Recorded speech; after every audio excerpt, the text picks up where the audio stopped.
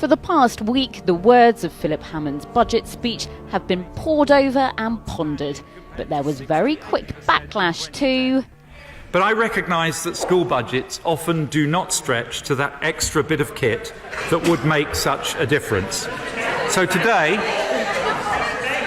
I'm announcing a £400 million in-year bonus to help our schools buy the little extras they need. Let's break that down. Well, now, class, we're going to talk about what was announced for schools in the budget. Can anyone tell me how much was allocated? Callum? £400, Miss Williams. Not quite. It was £400 million. So can anyone tell me what £400 million works out for primary schools each year, say? Elijah?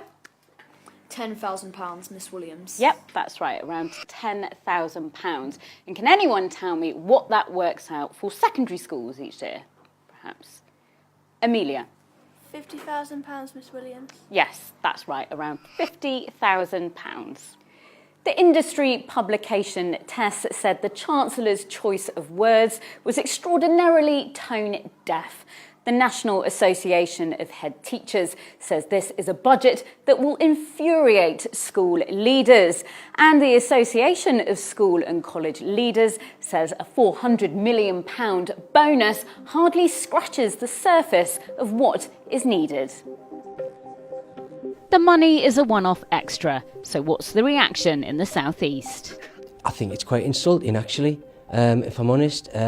It suggests to anybody that everything else is all right, and with a little pat on the head, off you go, teachers, please get back on with your day job. Well, it's just infuriating.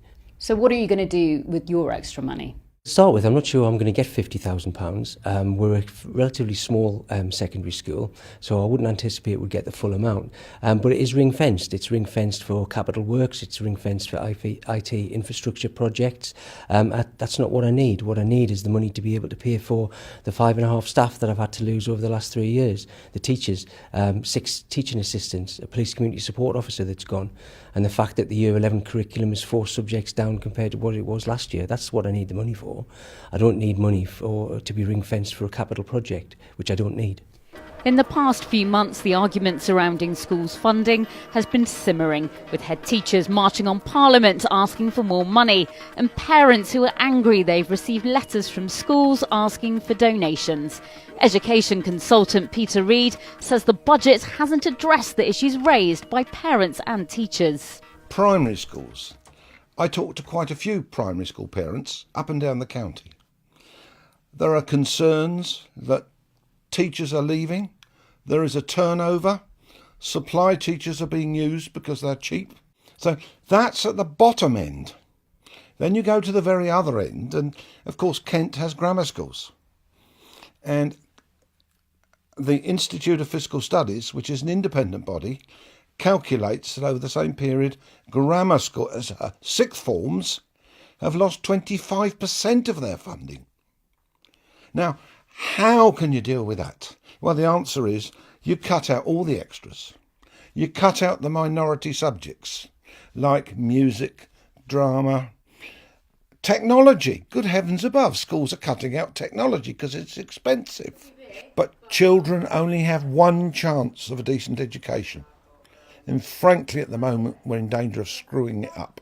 It's not just those in the industry who are disappointed in the announcement by the Chancellor Philip Hammond. Revenue funding for schools has lagged behind, and I'm afraid we need to do better. So we really do want to see significant increases in revenue funding for our schools and a fairer formula that doesn't undervalue pupils who happen to be at schools in West Sussex and other parts of the South East in particular. And that has got to come in next year with a comprehensive spending view and hopefully a revision of the fair funding formula. But it would have been nice if something could have been done in the budget.